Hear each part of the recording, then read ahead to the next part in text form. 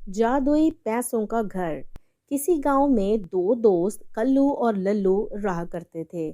कल्लू हमेशा से ही काफी मेहनती हुआ करता था, लेकिन लल्लू हमेशा ही लापरवाह रहता था। कोई भी काम दिल लगाकर नहीं करता था। दूसरी तरफ दोनों दोस्त खेती किया करते थे और अपना थोड़ा बहुत गुजारा चलाया करते थे। लल्लू हमेशा थोड़ा सा काम करके वहां से खिसक लिया करता, लेकिन कल्लू हमेशा मेहनत से काम करता रहता। और जब शाम में मालिक काम देखने आता तो दौड़ता दौड़ता कल्लू भी साथ आकर खड़ा हो जाता और बराबर काम का दिखावा करके दोनों को बराबर पैसे ही मिल जाया करते। कल्लू लल्लू की ये आदत अच्छी तरह जानता था, इसलिए वो हमेशा उसका काम भी कर दिया करता, लेकिन पैसे दोनों को बराबर ही मिलते। कल्लू ने कभी ये बात मालिक को नहीं बताई थी। इस तरह वक्त गुजरते गुजरते दोनों जवान हो चुके थे।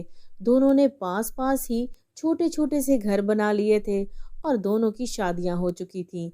जल्द ही कल्लू की पत्नी चंदा को ये बात अच्छी तरह पता चल जाती है कि कल्लू लल्लू का काम करके भी पैसे उतने ही लेता है और दोनों को बराबर पैसे मिल जाते हैं। एक दिन चंदा कल्लू से कहती है, अजय ये क्या बात हुई? आप लल्लू के हिस्से का काम क्यों करते हैं? जब आपको पैसे बराबर ही मिलते हैं, वो काम ना करके भी आपके जितने पैसे ले जाता है। आप ज्यादा काम करके भी उतना ही पैसा कमा पाते हैं, उल्टा आपकी इंसल्ट करता रहता है वो। अरे, तुम क्यों फिक्र करती हो चंदा? एक ना एक दिन हमें इसका फल जरूर मिलेगा। और यही वाली बात हमेशा कल्लू भी लल्लू से कहा करता, लेकिन लल्लू हमेशा उसकी बात सुनकर खामोश हो जाया करता, बस मुस्कुरा दिया करता और कोई जवाब ना देता। सब कुछ इसी तरह चलता आ रहा था। एक दिन दोनों दोस्त ऐसे ही घूमते फिरते जंगल की ओर निकल जाते हैं। वहां एक पंडित आंखें बंद किए पूजा कर रहा था और सामने से एक सांप उसकी तरफ आ रहा था। कल्लू बहुत परेशान हो जाता है। अरे लल्लू, वो देखो सांप आ रहा है। वो पंडित को काट सकता है, इसकी जान भी जा सकती है। हमें पंडित की जान बचानी चाहिए। अरे यार छोड़ परे, हमें क्या लगे, काटता है तो काट ले। इसको बचाने के चक्कर में अगर सांप ने हमें काट लिया तो हमारे पास तो इलाज के भी पैसे नहीं हैं। लेकिन लल्लू इस बार कल्लू की बात पर ध्यान नहीं देता और उसे वहीं खड़ा छोड़कर खुद दौड़कर जाता है और बहुत ही बहादुरी से सांप को अपने हाथ में पकड़ लेता है और जल्दी से उसे नदी में जाकर फेंक देता है। तभी पंडित पूजा से फारिग होकर आंखें खोल लेता है और कल्लू इस बात का फायदा उठाकर जल्दी से पंडित के पास जाकर उसे प्रणाम करता है। पंडित जी, आपको सांप काटने आ रहा था। आपकी जान खतरे में थी। मेरा दोस्त मेरे साथ था। मैंने आपकी जान बहुत ही मुश्किल से बचाई है। मैंने सांप को जाकर नदी में फेंक दिया। मेरा दोस्त तो डरकर भाग गया, लेकिन मैं नहीं भागा।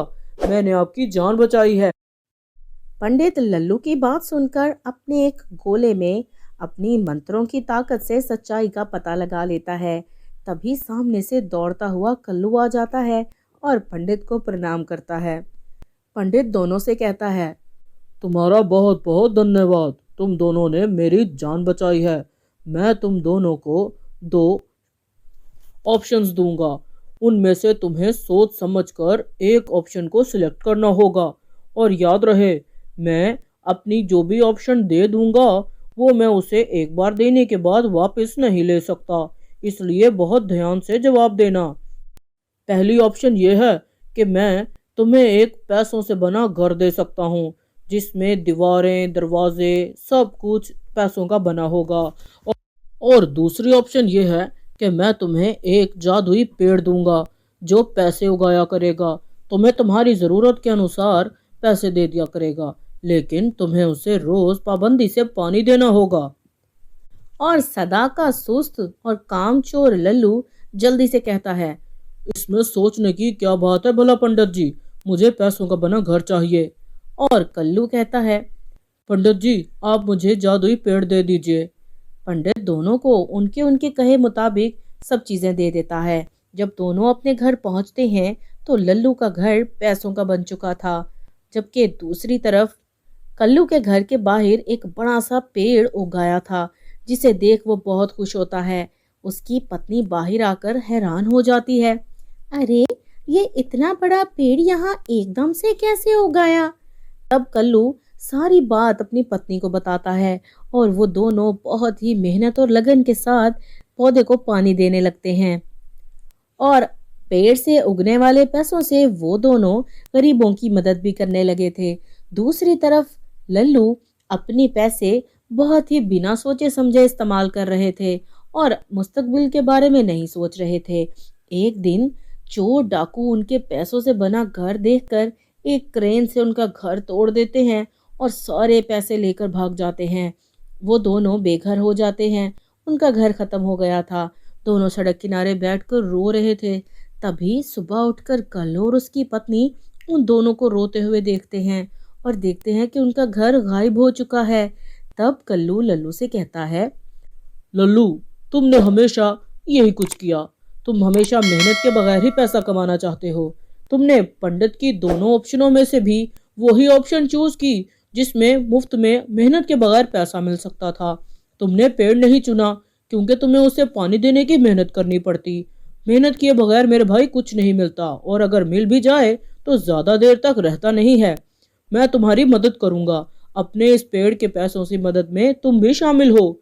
और कुछ ही दिनों में कल्लू के पेड़ के पैसों की मदद से लल्लू फिर से छोटा सा घर बना लेता है और अब वो मेहनत करने लगता है।